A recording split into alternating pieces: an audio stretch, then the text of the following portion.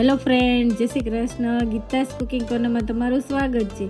તો ચાલો આજે આપણે શરદી ઉધરસમાં ઉપયોગી તેવી સૂંઠની ગોળી બનાવીશું. જો તમને શરદી કે ઉધરસ હોય ત્યારે આ ગોળી સવાર સાંજ લેવાથી ખૂબ જ ફાયદો થાય છે. તો ચાલો આ સૂંઠની ગોળી બનાવવાની રેસીપી શરૂ કરીએ.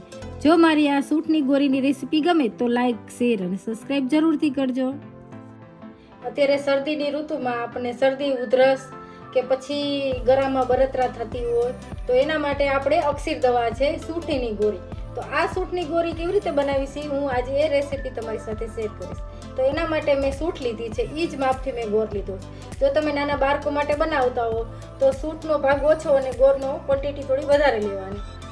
તો સૂંઠની ગોળી બનાવવા માટે એક બાઉલ લીધું છે, એમાં આપણે ગોળને એડ કરી દઈશું. મેં ઝીણો ઝીણો સમારીને લીધો છે ગોળ. અને આ સૂંઠનો પાવડર છે ને એને પણ આપણે એડ કરી દઈએ. તમારે થોડો ગંઠોડાનો પાવડર એડ કરવો હોય તો પણ કરી શકાય. આ ગોળની છે ને આપણે પાઈ નથી કરવાની, પણ આ જ રીતે એકદમ સરસ આપણે મિક્સ કરીશું અને ઉપરથી થોડું આપણે બાઇડિંગ માટે ઘી ગરમ કરી અને એડ કરશું.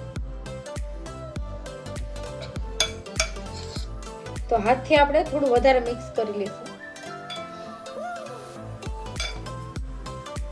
આ રીતે આપણે હાથથી મિક્સ કરશું તો જ આપણું આ સરસ મિશ્રણ મિક્સ થશે અને ગોળની નાની નાની ગાંગડીઓ હોય ને એ ભાંગી જાય. આમાં મેં દેશી ગોળનો ઉપયોગ કર્યો છે. તમે સફેદ ગોળનો ઉપયોગ કરો કોલ્હાપુરી કે કોઈ પણ તો વ્હાઈટ થાય અને આ થોડી બ્રાઉન ઉપર થશે.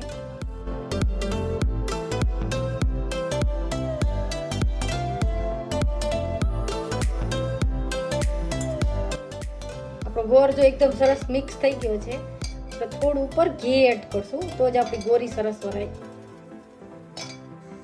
મેં છે એક નાનું એવું પેન રાખ્યું છે, તો ગેસ ચાલુ કરી અને આપણે 2 ચમચી ઘી ગરમ કરી લઈશું અને ગરમ ઘી આપણે રેડશું.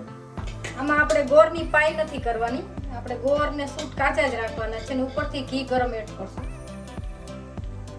તો આપણે 2 ચમચી ઘી ગરમ કરશું, આપણે જોતું પૂરતું જ આપણે એડ કરશું અંદર.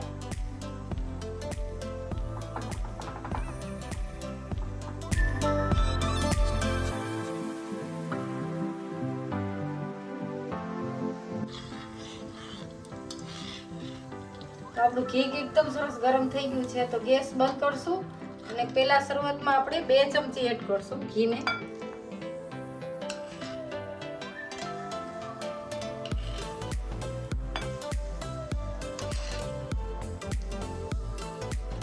પહેલા આપણે થોડું જ ઘી એડ કર્યું છે અને મિશ્રણને મિક્સ કરી દીધું. જરૂર પડશે તો આપણે બીજું ઘી એડ કરશું.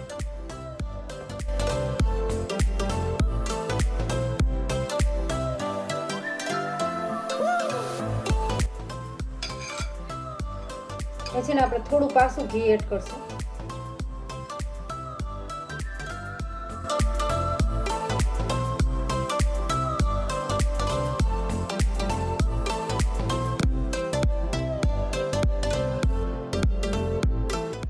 ઘી, ગોળ અને સૂંઠ એકદમ સરસ મિક્સ થઈ ગયું છે. તો હવે આપણે હાથથી પણ થોડું મિશ્રણ મિક્સ કરશું.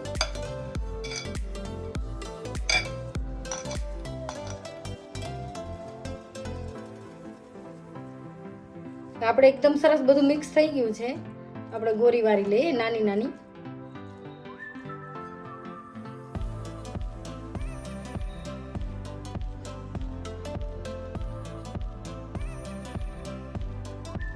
તો કેવી સરસ સૂંઠની ગોળી થઈ છે. આ ગોળી શિયાળામાં અત્યારે ઠાકોરજીને પણ ધરાવવામાં આવે છે.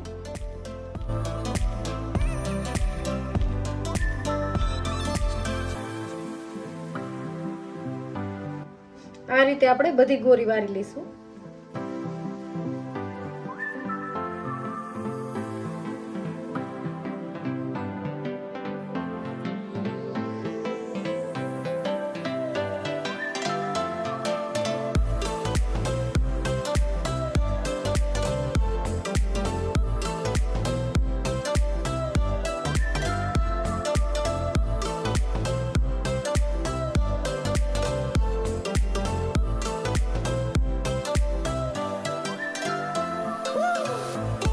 આ રીતે ચોખ્ખી એક બોટલ હોય ને એમાં બધી ગોળી ભરી અને પછી ઢાંકીને રાખી દેવાની. જ્યારે પણ ઉપયોગ કરવી હોય તો પણ આ ગોળીને ફ્રીજમાં નહીં રાખવાની, તમે બહાર જ સ્ટોર કરવાની.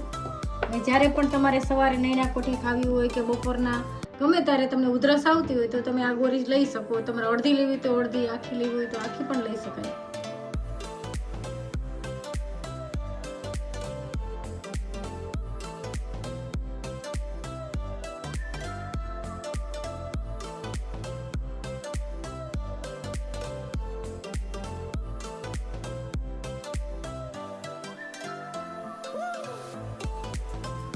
સ્વાદમાં તીખી એવી આપણી સૂંઠની ગોળી એકદમ સરસ તૈયાર છે.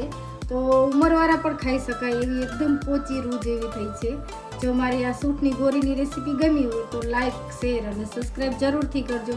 અને મને કોમેન્ટ કરીને કહેજો કે મારી આ સૂંઠની ગોળી તમને કેવી લાગી છે. Thank you.